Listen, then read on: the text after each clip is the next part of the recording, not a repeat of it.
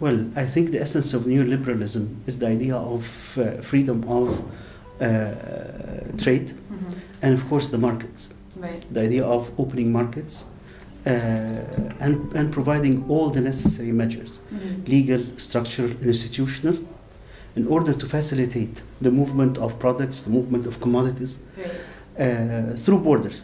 That's also can bring the idea of globalization and how it is also associated with this idea of neoliberalism, because it has to be packaged in something attractive. And the attractive thing is more trade, more prosperity, more improvement of the human beings' lives and so on, which might not be necessarily true, because it comes also with a painful processes, such as privatizations, such as, for example, what they call streamlining the public sector, especially in third world countries, and other things. I mean, the interest rate, the issue of employment freeze on salaries or something like that. So in order, cutting government expenditure.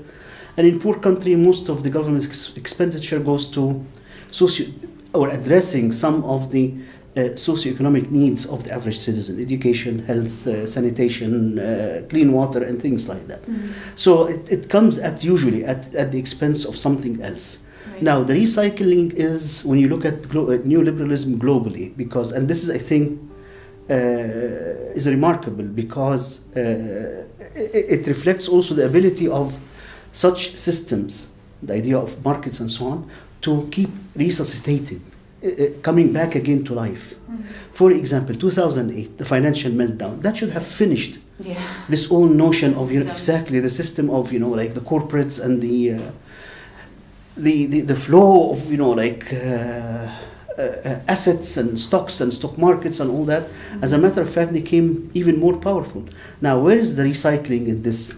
The recycling is happening at the expense, or who's paying the expense and who's recovering first. Because when you are a capitalist system, well established, you can recover very quickly, because you have the institutional, the government backing, the measures that have been taken even under Obama.